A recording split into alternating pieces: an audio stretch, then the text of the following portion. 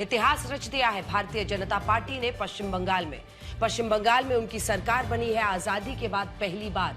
और सबसे बड़ी बात यही है कि इस पूरे संघर्ष को याद करते हुए आज गृह मंत्री अमित शाह ने भारतीय जनता पार्टी के उन कार्यकर्ताओं को नमन किया। कहा कि बीजेपी को ये जीत मुफ्त की नहीं मिली है।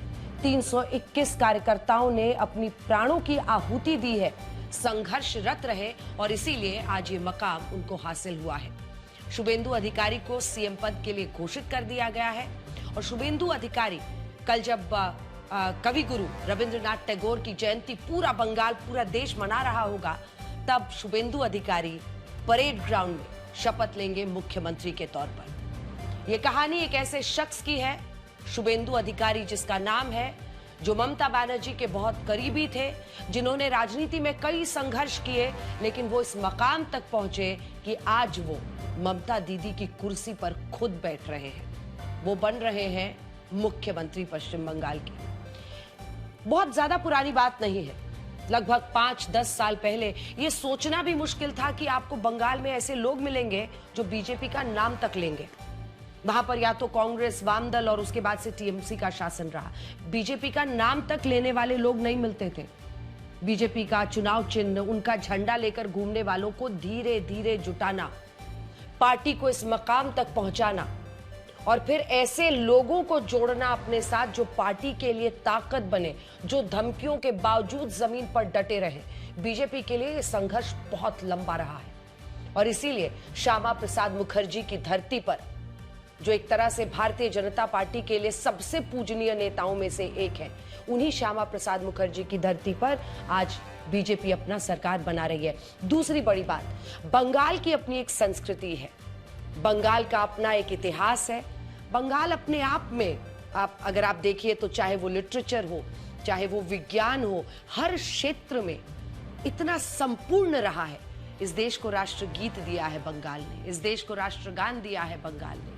कवि गुरु रविंद्रनाथ टैगोर की पंक्तियों को बच्चे बच्चे याद करके अपने जीवन में उकेरते हैं, उतारते हैं। उसी पश्चिम बंगाल की धरती पर भारतीय जनता पार्टी एक लंबी लड़ाई के बाद अपनी सरकार बना रही है और भव्य परेड ग्राउंड में प्रधानमंत्री नरेंद्र मोदी की मौजूदगी में ये शपथ ग्रहण समारोह होगा, जिसमें प्रधानमंत्री नरेंद्र मोदी से लेकर गृह मंत्री अमित शाह और इसी के साथ माना जा रहा है कि तमाम राज्यों के मुख्यमंत्री भी इस शपथ ग्रहण समारोह में एक तरह सा शक्ति प्रदर्शन भी इसे कहा जा सकता है।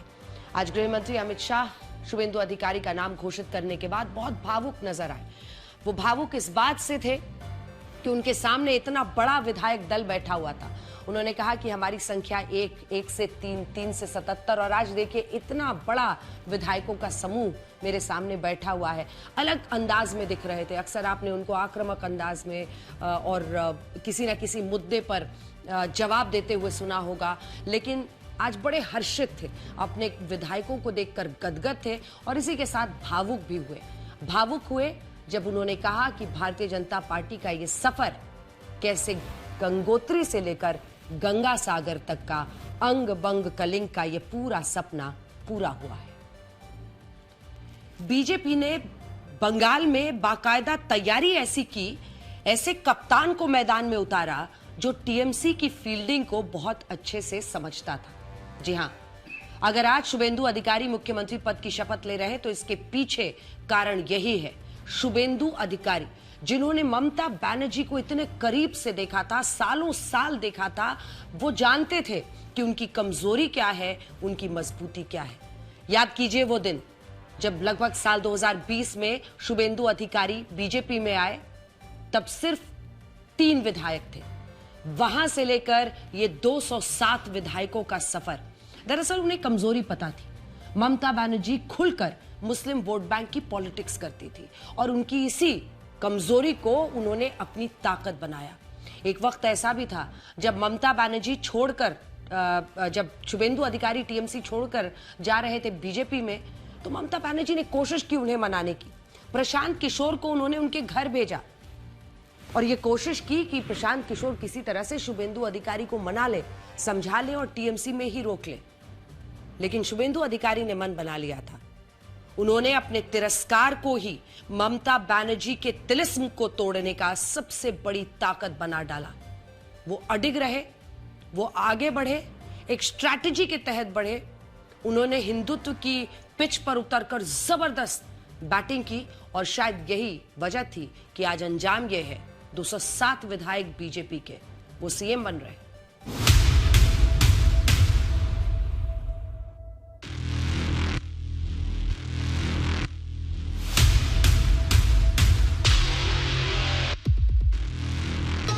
4 मई को बंगाल में बीजेपी के लिए शुभ घड़ी आई और आज 8 मई को इस शुभ घड़ी के साथ शुभेंदु अधिकारी बंगाल के नए मुख्यमंत्री चुन लिए गए।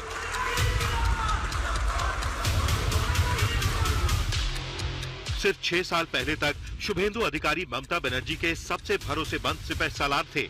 उन्हें टीएमसी में ममता बनर्जी का उत्तराधिकारी माना जाता था, लेकिन इसके बाद परिवारवाद की राजनीति के कारण उन्होंने अपमान का घूंट पिया।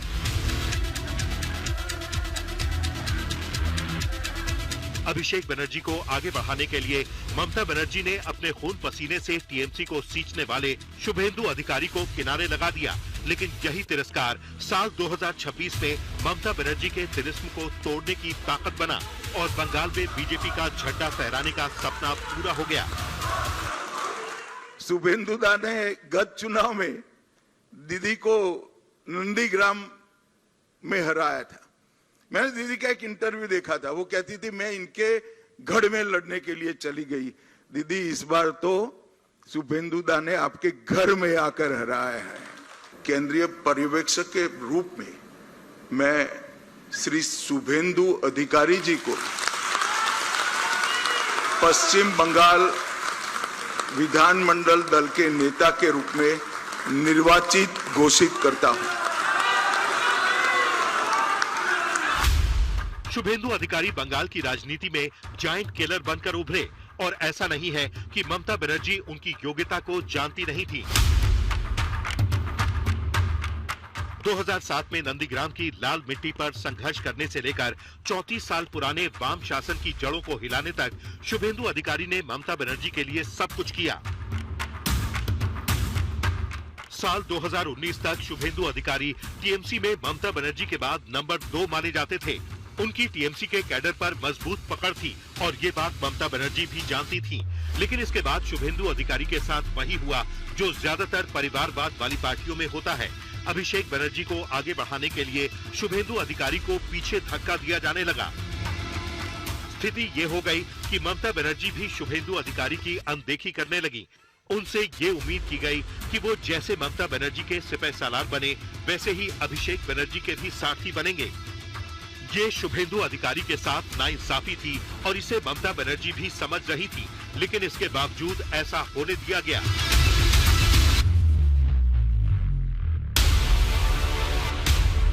ये तय कर लिया गया कि अभिषेक बनर्जी ही ममता बनर्जी के उत्तराधिकारी हो सकते हैं, न कि शुभेंदु अधिकारी। इसी के बाद शुभेंदु अधिकारी ने यह तय किया कि वो अब और नहीं सहेंगे। उन्होंने पहले मंत्री पद से इस्तीफा दिया और इसके 1 महीने बाद विधायक पद से इस्तीफा दिया। इन दोनों इस्तीफों के बीच 1 महीने का अंतर इसलिए था क्योंकि ममता बनर्जी शुभेंदु अधिकारी को टीएमसी में ही रखना चाहती थी। इसके लिए उन्होंने कई तरीके अपनाए। अपने कई लोगों को शुभेंदु अधिकारी के पास भेजा, जिनमें प्रशांत किशोर भी शामिल थे, लेकिन शुभेंदु अधिकारी ने कहा कि अब उनका फैसला बिल्कुल नहीं बदलेगा। इससे पहले ममता बनर्जी ने कभी किसी नेता को इस तरह पार्टी में रोकने की कोशिश नहीं की थी। 2017 में जब मुकुल रॉय ने पार्टी छोड़ने की बात कही थी, तब ममता बनर्जी ने बिना देर किए उन्हें खुद पार्टी से बाहर कर दिया था। लेकिन शुभेंदु अधिकारी को लेकर ममता बनर्जी नर्म नहीं। कारण यही था कि ममता बनर्जी जानती थी कि शुभेंदु अधिकारी के साथ गलत हुआ है और उन्हें उनके हक से दूर रखा जा रहा है।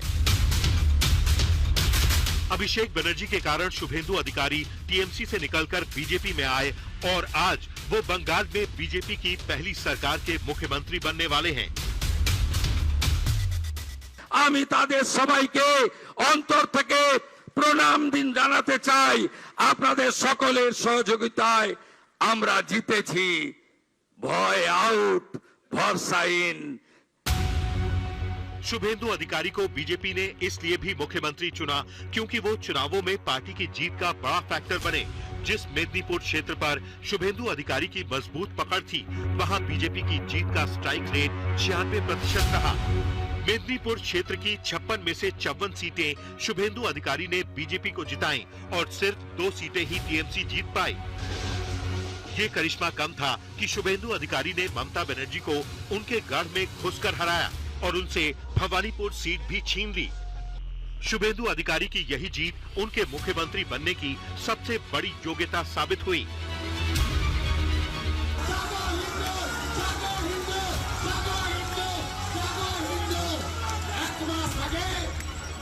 পাঁচটা মন্দিরে গোমাংস ফেলেছে, ভুলে গেছেন, ভুলে গেছে সম্পদ, ভুলে গেছে সম্পদ। আমি বলি না, ভুলতে পারে না, ভুলতে পারে না। शुभेंदु अधिकारी पश्चिम बंगाल के चौथे ऐसे मुख्यमंत्री होंगे जो ब्राह्मण समुदाय से हैं। इससे पहले 15 साल तक मुख्यमंत्री रही ममता बनर्जी, 10 साल तक मुख्यमंत्री रहे बुद्धदेव भट्टाचार्य और 2 साल तक मुख्यमंत्री रहे अजय मुखर्जी भी ब्राह्मण समुदाय से थे। इसके अलावा कायस्थ समुदाय से बंगाल में 3 मुख्यमंत्री बने, जिनमें विधान चंद्र रॉय, प्रफुल्ल घोष और ज्योति बसु का नाम शामिल था। जबकि सवर्ण समाज से ही वैद्य समुदाय के 2 मुख्यमंत्री बने, जिनमें प्रफुल्ल सेन और सिद्धार्थ रॉय का नाम शामिल है। शुभेंदु अधिकारी 55 साल की उम्र में बीजेपी के मुख्यमंत्री बनेंगे। इससे पहले बीजेपी के 9 मुख्यमंत्री ऐसे रहे जो 55 साल से कम उम्र में मुख्यमंत्री बने और 7 मुख्यमंत्री ऐसे रहे जो 55 साल से ज्यादा उम्र में मुख्यमंत्री बने। यहाँ हम बीजेपी के मुख्यमंत्रियों की उम्र इसलिए बता रहे हैं क्योंकि बीजेपी में ये ट्रेंड है कि जो नेता 55 साल या उससे कम उम्र में मुख्यमंत्री बनता है, उसे लगातार दूसरी बार मुख्यमंत्री बनने का मौका जरूर मिलता है। जैसे योगी आदित्यनाथ 45 साल की उम्र में मुख्यमंत्री बने थे और अब तक 2 बार लगातार मुख्यमंत्री रह चुके हैं और उनका तीसरा चुनाव अगले साल है। और आप सबने ये तस्वीरें तो देखी ही होंगी जब शुभेंदु अधिकारी ने योगी आदित्यनाथ को साष्टांग दंडवत प्रणाम किया था।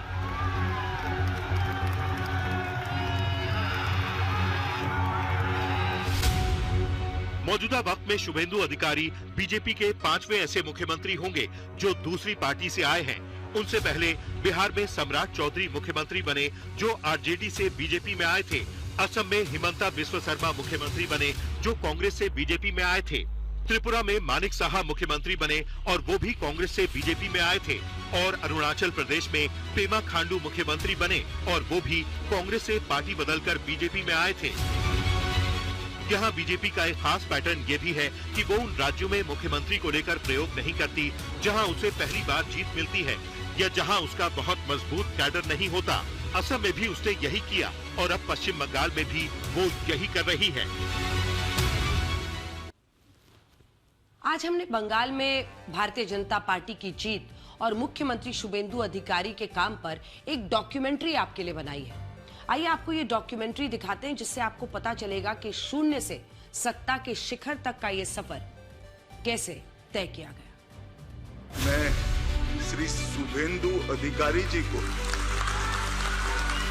पश्चिम बंगाल विधानमंडल दल के नेता के रूप में निर्वाचित घोषित करता हूं।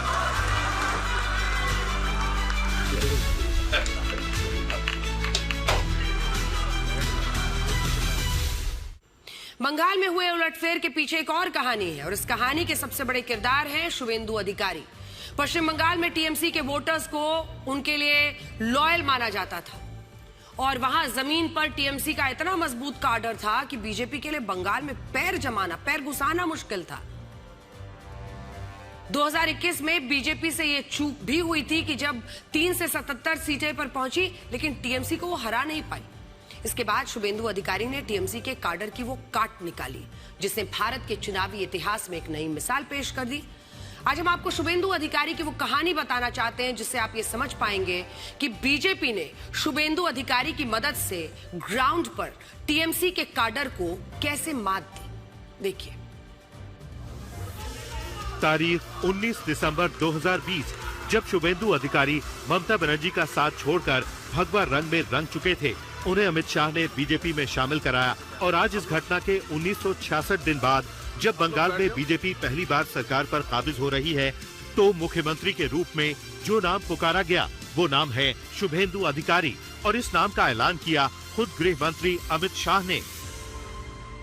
केंद्रीय पर्यवेक्षक के रूप में मैं श्री शुभेंदु अधिकारी जी को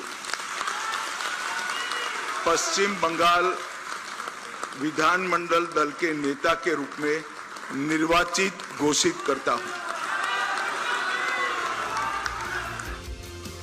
जब इस बैठक में शुभेंदु अधिकारी के नाम पर मोहर लगाई गई तो अमित शाह ने माला पहनाकर शुभेंदु अधिकारी का अभिनंदन किया और इस पर शुभेंदु अधिकारी पूरी तरह अभिभूत नजर आए। वो बार बार अमित शाह और विधायक दल का शुक्रिया कर रहे थे।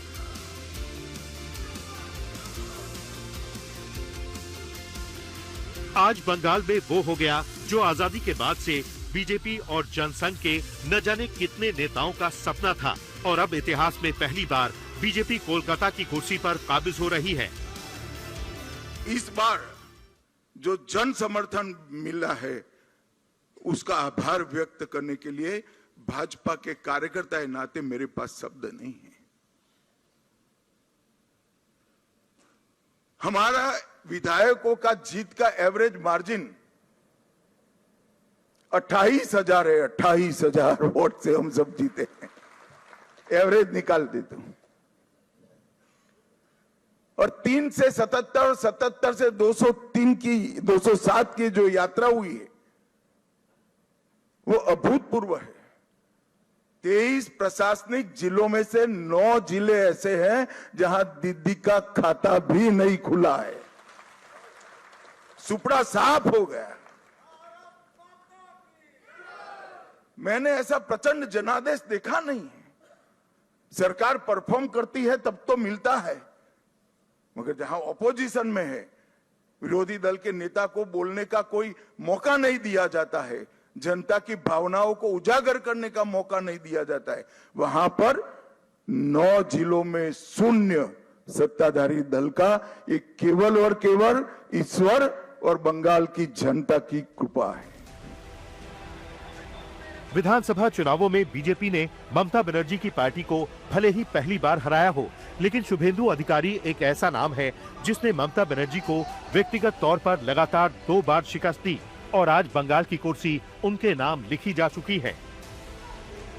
दशकों तक अपराजेय माने जाने वाली ममता बनर्जी की तृणमूल कांग्रेस का सत्ता से बाहर होना किसी करिश्मे से कम नहीं है। सिर्फ एक शख्स ने टीएमसी के कैडर को छिन्न भिन्न कर दिया, शुभेंदु अधिकारी, जो कभी टीएमसी के संगठन पर सबसे गहरी पकड़ रखते थे। उन्होंने उसी संगठन की ईंट से ईंट बजा दी। मोदी जी को प्रति आभार प्रकट करता हूं, राष्ट्रीय अध्यक्ष के प्रति आभार प्रकट करता हूं, अमित शाह जी के प्रति आभार प्रकट करता हूं। प्रधानमंत्री जी का आशीर्वाद लेते हुए विधायक दल का निर्वाचित हुआ हूं। सब विधायक का समर्थन हुआ। बीजेपी में डेमोक्रेसी है, सब विधायक लोग ने चुना। संगठन को लेकर, जनता को लेकर जो कमिटमेंट भारतीय जनता पार्टी ने किया है चुनाव के दौरान, वो पूरा करने का काम करेंगे। शुभेंदु जानते थे कि टीएमसी की ताकत उसका बूथ लेवल कैडर है। उन्होंने टीएमसी छोड़ रहे कार्यकर्ताओं को ये भरोसा दिलाया कि बीजेपी उनके साथ खड़ी है, जिससे कार्यकर्ताओं के मन में दीदी का खौफ खत्म हो गया। शुभेंदु ने इस चुनाव को सिर्फ विकास पर नहीं बल्कि भ्रष्टाचार और अस्मिता पर केंद्रित कर दिया। उन्होंने जमीनी स्तर पर यह संदेश पहुंचाया कि तृणमूल अब वो पुरानी पार्टी नहीं रही जो आम लोगों के लिए लड़ती थी। शुभेंदु अधिकारी की सबसे बड़ी सफलता ये थी कि उन्होंने ममता बनर्जी के अजय होने के नैरेटिव को खत्म किया। उन्होंने टीएमसी के कैडर को ये महसूस कराया कि जहाज डूब रहा है और फिर उन्हें बीजेपी के रूप में एक सुरक्षित विकल्प दिया। पश्चिम बंगाल की राजनीति के केंद्र में आज एक ऐसा सवाल है जिसका जवाब आंकड़ों में छिपा है। आखिर कैसे शून्य से शिखर तक का सफर बीजेपी ने महज 1 दशक में तय कर लिया। बीजेपी को पहली बार खाता खोलने के लिए 36 सालों का इंतजार करना पड़ा। साल 1980 में बीजेपी की स्थापना से लेकर साल 2016 तक बीजेपी को खाता खोलने के लिए बहुत संघर्ष करना पड़ा, लेकिन असली खेल शुरू हुआ 2014 के बाद और अगले 10 सालों में बीजेपी ने वो कर दिखाया जो एक वक्त पर नामुमकिन लगता था। आज बंगाल में बीजेपी 2/3 बहुमत के साथ सरकार बना रही है। इस चमत्कार के पीछे कोई गुप्त फॉर्मूला नहीं बल्कि एक ठोस रणनीति थी जिसका आधार था हिंदू वोटों का एकीकरण। बीजेपी ने बंगाल की राजनीति की पुरानी परंपरा को तोड़ दिया, खुल्लम खुल्ला दांव खेला। रणनीति साफ थी, उन्हें मुस्लिम वोट नहीं चाहिए। मुस्लिम तुष्टीकरण के आरोपों को ढाल बनाकर बीजेपी ने मतुआ समुदाय से लेकर आदिवासी इलाकों तक हिंदुत्व की अलख जगाई। जहां विपक्षी दल मुस्लिम वोटों के गणित में उलझे रहे, वहीं बीजेपी ने 70% हिंदू आबादी को अपना सारथी बना लिया। जय श्री राम का नारा सिर्फ धार्मिक नहीं बल्कि बंगाल में सत्ता परिवर्तन का सबसे बड़ा राजनीतिक हथियार बन गया। आज बंगाल की सियासत दो ध्रुवों में बटी है। एक तरफ वो जो अल्पसंख्यक वोटों के बिना जीत की कल्पना नहीं करते और दूसरी तरफ बीजेपी जिसने साबित कर दिया कि बहुसंख्यक वोटों की लामबंदी सत्ता के गलियारों तक पहुंचने का रास्ता हो सकती है। एक दशक में 3 सीटों से 207 सीटों की छलांग ने बंगाल के राजनीतिक इतिहास को हमेशा के लिए बदल दिया। और आज हम आपको यही बताने वाले हैं कि आखिर बंगाल में बीजेपी ने कैसे कमल खिलाया, यानी बंगाल बीजेपी जीती कैसे।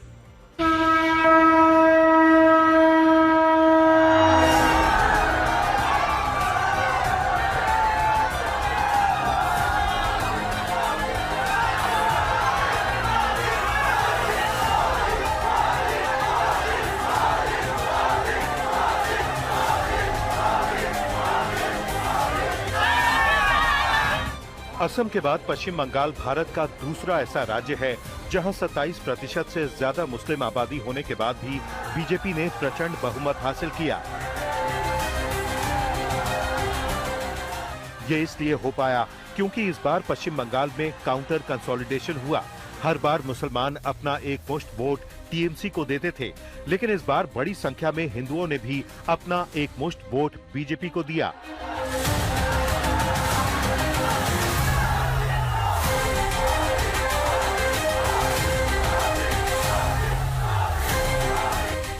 खासकर उन सीटों पर बीजेपी को हिंदुओं के बम्पर वोट मिले जहां मुसलमानों की आबादी 40% से ज्यादा है।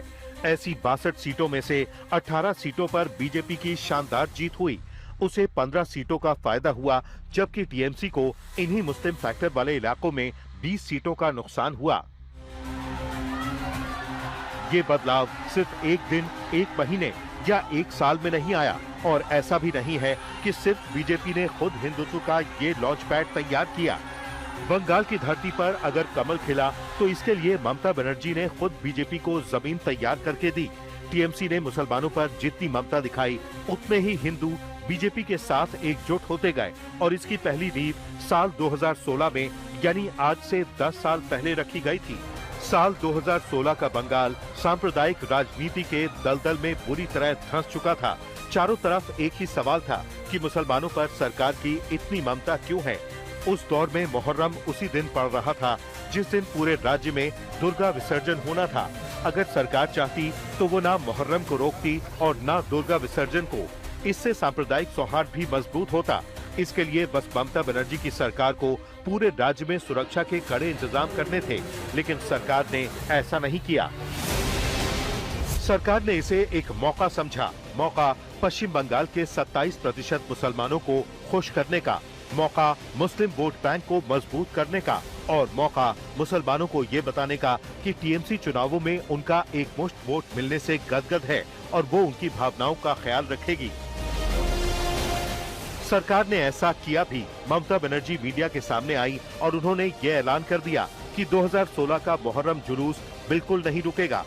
ये उसी दिन निकलेगा जिस दिन दुर्गा विसर्जन होना है। इसके लिए ममता बनर्जी ने दुर्गा विसर्जन को ही एक दिन के लिए स्थगित कर दिया और 2016 के इसी फैसले ने हिंदुओं के मन में एक टीस पैदा की। टीस इस बात की कि वोट तो हिंदुओं ने भी ममता बनर्जी को दिया था, फिर ऐसा क्यों हुआ कि मुहर्रम के लिए दुर्गा विसर्जन को रोक दिया गया। শুধু একদিনই দেওয়া যাবে না, সেটা হচ্ছে 1 অক্টোবর একাদশীর দিন। একাদশীর দিন এমনিতে আমরা বিসর্জন দিতেও চাই না অনেক সময়। একাদশীর দিনটা শুধু দেয়া বিসর্জন হবে না, কারণ ওই দিন মুহররম আছে বলে। ये सिर्फ एक साल नहीं हुआ, इसके बाद आया साल 2017। इस बार भी ममता बनर्जी ने कोई संकोच नहीं किया। उन्होंने मुहर्रम के लिए दुर्गा विसर्जन पर रोक लगा दी और इस बार ये मामला कलकत्ता हाई कोर्ट गया। सरकार की नीतियों और फैसलों को देखकर अदालत को भी ये कहना पड़ा कि मुहर्रम के लिए दुर्गा विसर्जन को रोकना गलत है। हाई कोर्ट ने ये भी कहा कि सरकार दो समुदायों के बीच दरार को जानबूझकर गहरा कर रही है और ये बात हिंदुओं के मन में घर कर गई। हिंदुओं को ऐसा महसूस होने लगा कि पश्चिम बंगाल में उनकी नहीं बल्कि मुसलमानों की सरकार का शासन है। वक्त आगे बढ़ा और फिर आया साल 2019। इस बार लोकसभा चुनावों में ममता बनर्जी ने जय श्री राम के नारे का विरोध करना शुरू कर दिया। कुछ लड़कों को जय श्री राम का नारा लगाने पर जेल में डालने की धमकी दे दी और ये कहा कि जय श्री राम बंगाल में नहीं चलेगा।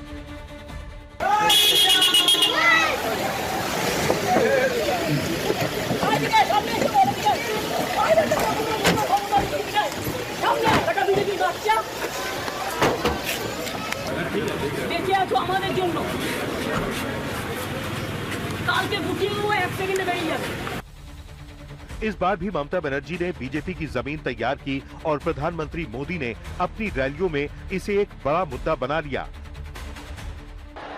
बंगाल की जनता को याद है कि गाड़ी से उतरकर आपने कितने लोगों को डांटा फटकारा और पुलिस को कह रहे थे पकड़ो जेल में डाल दो। तुष्टीकरण के लिए आपकी हर कार्रवाई बंगाल के लोगों को याद है। बीजेपी ने हिंदुत्व के मुद्दे को सिर्फ उछाला था, लेकिन ममता बनर्जी की प्रतिक्रिया ने बीजेपी को बंगाल में एक नया अवसर दिया। लोकसभा चुनावों में पहली बार बंगाल की 18 सीटों पर बीजेपी जीती और 22 सीटों पर ममता बनर्जी की टीएमसी। ये हार ममता बनर्जी के लिए कई सबक लेकर आई, लेकिन इसके बावजूद ममता बनर्जी की सुई मुसलमानों पर अटकी रही। उन्हें लगा कि वो मुसलमानों के कम वोट मिलने से हारी और इसी के बाद उन्होंने ये बयान दिया कि वो मुस्लिम तुष्टीकरण की राजनीति करती रहेंगी, फिर चाहे दूध देने वाली गाय की तरह मुसलमान भी उन्हें लात मार दे। इस बयान ने एक बार फिर बंगाल के हिंदुओं को असहज किया और फिर से हिंदुओं को लगने लगा कि टीएमसी उनकी नहीं मुसलमानों की पार्टी है। इसी दौर में शुभेंदु अधिकारी बीजेपी में आए, जो आगे चलकर हिंदू हृदय सम्राट बने और 2021 के चुनावों में बीजेपी 3 सीटों से 77 सीटों पर पहुंच गई। बीजेपी को उम्मीद थी कि ममता बनर्जी की मुस्लिम तुष्टीकरण की राजनीति से आक्रोशित होकर बड़ी संख्या में हिंदू उसे वोट देंगे, लेकिन ऐसा हो नहीं पाया। बीजेपी और टीएमसी के बीच 10% वोटों का अंतर रहा। उस बार काउंटर कंसोलिडेशन नहीं हुआ, यानी मुसलमान तो बड़ी संख्या में वोट डालने के लिए मतदान केंद्रों पर पहुंचे, लेकिन हिंदुओं के बीच वैसी एकजुटता नहीं दिखी। बीजेपी हारी, लेकिन उसने हिंदू वोटर्स को छोड़ा नहीं और ममता बनर्जी धीरे धीरे बीजेपी का काम आसान करती रही। इसी साल चुनावों से पहले ममता बनर्जी ने अपना आखिरी बजट पेश किया, जिसमें अल्पसंख्यक और मदरसों के लिए 5,714 करोड़ रुपए दिए, जबकि उद्योगों के लिए सिर्फ 1,484 करोड़ रुपए, आईटी और इलेक्ट्रॉनिक्स के लिए सिर्फ 217 करोड़ रुपए और कानून से जुड़े मामलों के लिए 23 करोड़ रुपए ही दिए गए। इस बजट से ममता बनर्जी मुसलमानों को साधना चाहती थीं और उनकी प्राथमिकता स्पष्ट थी, लेकिन इस बार बंगाल के हिंदू भी ये सब देख रहे थे। आरएसएस और बीजेपी के कार्यकर्ता हर बूथ पर हिंदुओं के घर घर पहुंचे और इस बजट के बारे में लोगों को बताया। जिस तरह बांग्लादेश में अल्पसंख्यक हिंदुओं के खिलाफ हिंसा हुई, उसे भी बीजेपी ने बड़ा मुद्दा बनाया। इससे हिंदू समुदाय एकजुट हुआ और उसके मन में ये भावना पैदा हुई कि अगर ममता बनर्जी को उन्होंने नहीं हटाया तो अभी बांग्लादेश में ये हो रहा है, लेकिन आगे बंगाल में भी हो सकता है। ऊपर से रही सही कसर टीएमसी के नेताओं ने पूरी कर दी। लोकसभा सांसद सायोनी घोष ने कहा कि उनकी पार्टी के इतने बुरे दिन नहीं आए हैं कि जय श्री राम के नारे पर वोट मांगना पड़े, लेकिन यही सायोनी घोष अपनी चुनावी रैलियों में काबा और मदीना के गाने गाती रहीं और यही से हुआ काउंटर कंसोलिडेशन। दयाल मुर्शिद जार सखा तार किशोर भावना, मुर्शिद जार सखा तार किशोर भावना, আমার হৃদয় মাঝে কাবা নয়নে মদিনা। আমার হৃদয় মাঝে কাবা নয়নে মদিনা। अब बंगाल भगवामय हो चुका है और जो शुभेंदु अधिकारी ये कहते थे कि ममता बनर्जी की मुस्लिम तुष्टीकरण की राजनीति बंगाल को तोड़ देगी, वही शुभेंदु अधिकारी अब अपने राज तिलक की तैयारी कर रहे हैं और कल उनका शपथ ग्रहण होना है। ब्यूरो रिपोर्ट, आज तक। पश्चिम बंगाल की सियासत में इस बार टीएमसी के वोट बैंक की नहीं बल्कि अस्तित्व की जीत हुई। बीजेपी की प्रचंड जीत के पीछे जिस सबसे बड़ी ताकत का नाम लिया जा रहा है वो है मतुआ समुदाय। एक वक्त था जब ममता बनर्जी ने मतुआ समुदाय के लिए विकास की झोली खोल दी थी। शिक्षा से लेकर बुनियादी सुविधाओं तक ममता ने कोई कसर नहीं छोड़ी, लेकिन एक मोर्चे पर दीदी पूरी तरह से बेबस नजर आई और वो था नागरिकता का मुद्दा।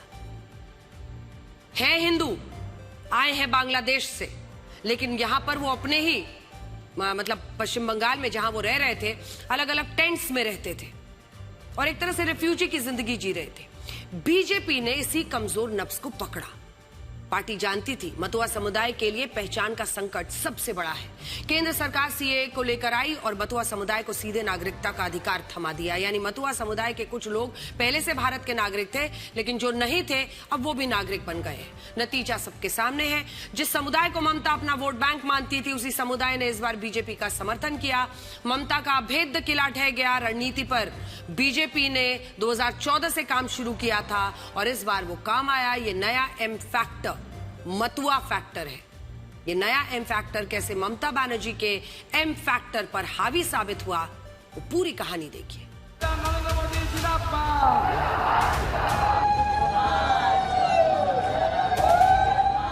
बंगाल की राजनीति में जिस मुस्लिम फैक्टर के दम पर ममता बंगाल के सिंहासन पर बैठी थी, उसकी काट बीजेपी ने मतुआ फैक्टर से निकाली।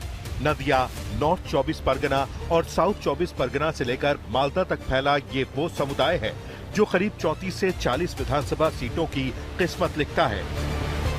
2014 तक जो मतुआ समुदाय ममता बनर्जी के सिंहासन की ढाल बना हुआ था, आज वो बीजेपी का सबसे मजबूत हथियार बन चुका है। लेकिन ये बदलाव एक दिन में नहीं आया।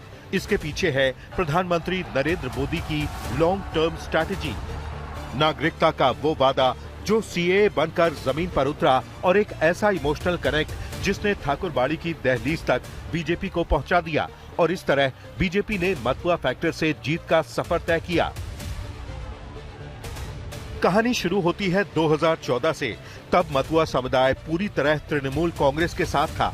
मतुआ संप्रदाय की बोड़ो मां यानी बीना पाड़ी देवी के बड़े बेटे कपिल कृष्ण ठाकुर टीएमसी के टिकट पर बनगांव से सांसद थे, लेकिन 2014 में ही उनके निधन के बाद राजनीति की बिसात बदल गई।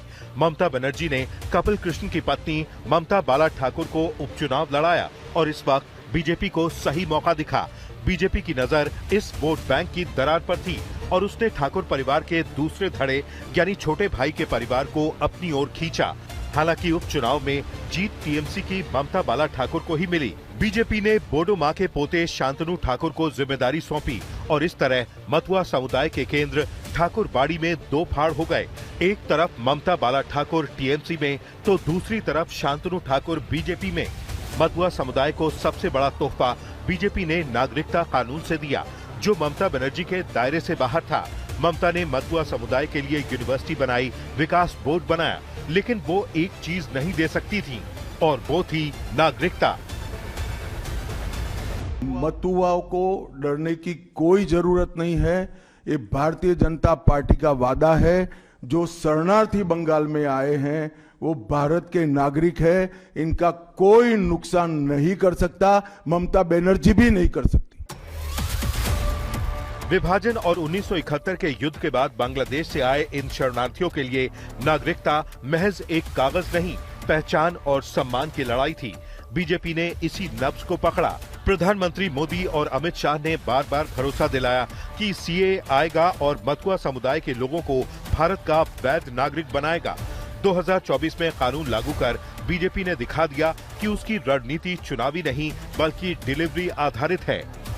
मैं मतुआ, नामशूद्र और अन्य सभी शरणार्थी परिवारों से कहूंगा, आपको नागरिकता भी मिलेगी, आपको पक्का एड्रेस मिलेगा, आपको हर वो कागज मिलेगा, हर वो हक मिलेगा जो किसी भी भारतवासी को, देश के नागरिक को मिलता है। ये मोदी की गारंटी है। बीजेपी की जीत का रास्ता सिर्फ फाइलों से नहीं बल्कि आस्था के कनेक्ट से होकर गुजरा। 2019 में पीएम मोदी ने बड़ों मां के पैर छूकर जो आशीर्वाद लिया, उसकी तस्वीर आज भी मतुआ घरों की दीवारों पर है। इतना ही नहीं, मार्च 2021 में बंगाल चुनाव के बीच प्रधानमंत्री सीधे बांग्लादेश के ओराकांडी पहुंचे। ये वो पवित्र भूमि है जहां मतुआ संप्रदाय के संस्थापक हरिचंद ठाकुर का जन्म हुआ था। धोती कुर्ता पहने मोदी जब वहां ढोल और शंख की ध्वनि के बीच मंदिर पहुंचे तो बंगाल के करोड़ों मतुआ वोटर्स को सीधा संदेश मिल गया। किसी भारतीय प्रधानमंत्री का वहां जाना एक ऐतिहासिक मास्टर स्ट्रोक था। मेरी यहां कुछ महानुभावों से बात हो रही थी तो उन्होंने कहा, किसने सोचा था कि भारत का प्रधानमंत्री कभी ओराकांडी आएगा। मैं आज वैसा ही महसूस कर रहा हूं जो भारत में रहने वाले मतुआ संप्रदाय के मेरे हजारों लाखों भाई बहन ओराकांडी आकर जो महसूस करते हैं, आज मैं भी वही महसूस कर रहा हूं। बीजेपी की ये मेहनत रंग लाई। मतुआ समुदाय का प्रभाव क्षेत्र नदिया, उत्तर 24 परगना, दक्षिण 24 परगना और मालदा जिलों में है और करीब 5 सीटों पर इनका सीधा असर है।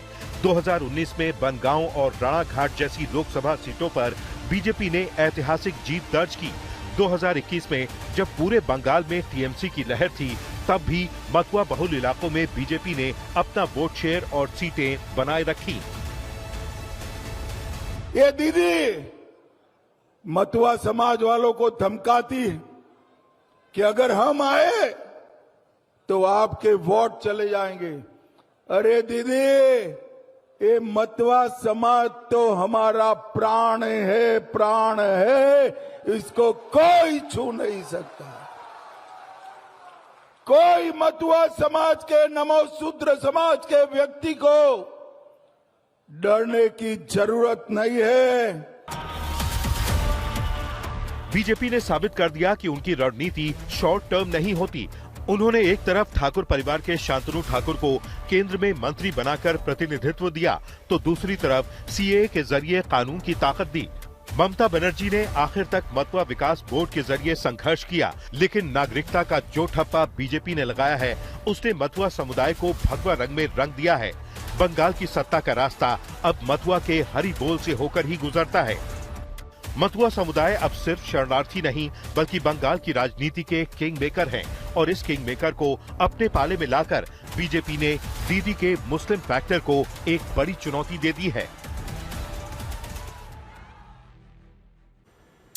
एक बार ममता बनर्जी ने पूछा कि अमित शाह कौन है, लेकिन आज ममता बनर्जी अमित शाह को और उनकी रणनीति को अच्छी तरह जान चुकी होंगी। अमित शाह साल 2014 से 2020 तक बीजेपी के राष्ट्रीय अध्यक्ष रहे और इस दौरान उन्होंने बंगाल प्रोजेक्ट पर ऐसे काम किया जिसकी कोई कल्पना नहीं कर सकता। आज देखने में लगता है कि बीजेपी 207 सीटें कैसे जीत गई, लेकिन जब आप अमित शाह की चाणक्य नीति को देखेंगे और उसकी पूरी टाइमलाइन को समझेंगे तो आपको पता चलेगा कि बंगाल में तो बीजेपी का बम होना निश्चित था और निश्चित इसलिए था क्योंकि अमित शाह ने बंगाल के लिए चाणक्य नीति ही बना डाली थी। देखिए,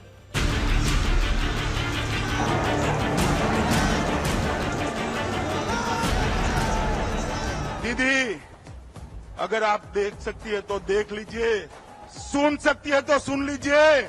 मैं अमित शाह हूं, मैं भारतीय जनता पार्टी का एक छोटा सा कार्यकर्ता हूं। मैं अमित शाह हूं और इस बंगाल की भूमि पर से तृणमूल को उखाड़ने के लिए आया हूं, वो आप समझ लीजिए। कौन अमित शाह? साल 2014 में जब ममता बनर्जी ने ये अहंकार भरा सवाल पूछा था तब उन्हें अंदाजा नहीं था कि गुजरात से निकला ये शख्स बंगाल की राजनीति का भूगोल बदलने वाला है। 2014 से 2026 तक करीब 1 दशक की वो तपस्या, वो प्रोजेक्ट बंगाल जो कागजों पर नहीं, अमित शाह के दिल और दिमाग में लिखा गया था, आज बंगाल जब भगवामय हो रहा है, तब उसके पीछे अमित शाह की चाणक्य नीति ही है। ये कहानी शुरू होती है साल 2014 से। दिल्ली की सत्ता पर नरेंद्र मोदी काबिज हो चुके थे और अमित शाह बीजेपी की कमान संभाल चुके थे। उस वक्त बीजेपी के लिए बंगाल एक अभेद किला था। वामपंथियों और ममता दीदी के गढ़ में बीजेपी का वजूद ना के बराबर था। लेकिन जैसे ही अमित शाह ने राष्ट्रीय अध्यक्ष की कमान संभाली, उनकी नजरें कोलकाता पर टिक गई। अमित शाह के लिए पहली बड़ी अग्नि परीक्षा बंगाल के 2016 के विधानसभा चुनाव में आई। शाह के नेतृत्व में बीजेपी ने पहली बार 3 सीटें जीतकर पश्चिम बंगाल विधानसभा में अपना खाता खोला। सीटें भले ही 3 थीं, लेकिन शाह ने मन छोटा नहीं किया। उन्होंने समझ लिया कि बंगाल में लड़ाई सड़कों पर भी होगी और बूथों पर भी। इसके बाद 2019 के लोकसभा चुनाव ने पूरी बाजी पलट दी। अमित शाह ने बंगाल के कोने कोने का दौरा किया, बूथ मजबूत किए और पहली बार टीएमसी के माथे पर चिंता की लकीरें खींच दी। इतने बंगाल के विकास को ममता दीदी का ग्रहण लग गया। बंगाल का विकास थमा पड़ा है। मैं आपको बताता हूं कि सोनार बांग्ला को ममता दीदी ने कंगाल बांग्ला बनाया है, कंगाल बांग्ला बनाया है। और इसका नतीजा ये रहा कि बीजेपी बंगाल में 2 लोकसभा सीटों से 18 सीटों पर पहुंच गई। ये बंगाल में भगवा उदय की पहली बड़ी झांकी थी। अमित शाह जानते थे कि दीदी को हराने के लिए उनके घर में सेंध लगानी होगी। उन्होंने 2020 के दिसंबर में शुभेंदु अधिकारी को बीजेपी में शामिल कराकर पूरी कमान सौंप दी। इस समय अमित शाह मोदी सरकार में गृह मंत्री बन चुके थे, लेकिन उनका प्रोजेक्ट बंगाल जारी था। 2021 विधानसभा चुनाव में बीजेपी 3 सीटों से सीधे 77 सीटों तक पहुंच गई। यहां तक कि शुभेंदु अधिकारी ने ममता बनर्जी को नंदीग्राम में हरा दिया। लेकिन बीजेपी को विपक्ष में ही बैठना पड़ा। चुनाव के बाद हुई राजनीतिक हिंसा ने बीजेपी को कमजोर करने की कोशिश की। 2024 लोकसभा चुनाव में सीटें घटी तो विरोधियों ने कहा कि बीजेपी ममता को नहीं हटा सकती, लेकिन ये तो सिर्फ तूफान से पहले की शांति थी। 2026 के चुनाव में अमित शाह ने फिर कमान संभाली, खुद जाकर बंगाल में डेरा डाला। पहले चरण की बम्पर वोटिंग के बाद ही शाह ने सार्वजनिक रूप से कह दिया कि बीजेपी आ रही है। शाह ने अपनी माइक्रो मैनेजमेंट टीम को मैदान में उतारा। भ्रष्टाचार और तुष्टीकरण के खिलाफ एक ऐसा नैरेटिव तैयार किया जिसने टीएमसी के किले की ईंट से ईंट बजा दी। भाइयों बहनों, 4 मई को सुबह काउंटिंग चालू होगी। 8 बजे बैलेट बॉक्स खुलना शुरू होगा। 9 बजे पहला राउंड, 10 बजे दूसरा राउंड, 1 बजे काउंटिंग समाप्त और बीबी दीदी टाटा गुड बाय। आज जब बीजेपी बंगाल की सत्ता के सिंहासन पर काबिज हो रही है, तो वो सवाल हवा में गायब हो चुका है कि अमित शाह कौन है। आज ममता बनर्जी और पूरा देश जानता है कि अमित शाह वो नाम है जिसने ममता बनर्जी और तृणमूल कांग्रेस को बंगाल से उखाड़ दिया है और खुद आकर बंगाल के नए मुख्यमंत्री का ऐलान किया है। और अब रुक करते हैं आज की दूसरी बड़ी खबर का। ऐसा फिर से लग रहा है कि अमेरिका और ईरान के बीच युद्ध फिर से ना छिड़ जाए, क्योंकि बीते दिन जो अमेरिकन नेवी है उसने ईरान के सैन्य ठिकानों पर हमले कर दिए। अब देखिए, युद्ध विराम की घोषणा तो दोनों तरफ से कर दी गई है, बावजूद इसके एक लड़ाई की स्थिति बनी हुई है। स्ट्रेट ऑफ हॉर्मूज को एक तरफ ईरान ने बंद किया था, अब वहां पर यूएस ब्लॉकेड के बाद ईरान मुश्किलों का सामना कर रहा है और इन सब के बीच युद्ध विराम कहीं संकट में ना जाए, ये स्थिति पैदा हो रही है। क्योंकि सबसे बड़ी बात, अमेरिका ने युद्ध विराम को तोड़ते हुए यूएस की नेवी ने ईरान के सैन्य ठिकानों पर हमला कर दिया है। अब ईरान क्या वापस उस युद्ध विराम को तोड़कर कुछ कर सकता है? हालांकि डोनाल्ड ट्रंप अभी भी कह रहे हैं, अमेरिकी राष्ट्रपति डोनाल्ड ट्रंप कह रहे हैं कि युद्ध विराम लागू है, लेकिन क्या ईरान मानेगा? क्या ये युद्ध फिर से नए सिरे से शुरू हो सकता है? देखिए। Yeah, it is. They trifled with us today. We blew them away. They trifled. I call that a trifle. I'll let you know when there's no cease. You won't have to know. If there's no ceasefire, you're not going to have to know. You're just going to have to look at one big glow coming out of Iran. And they better sign their agreement fast.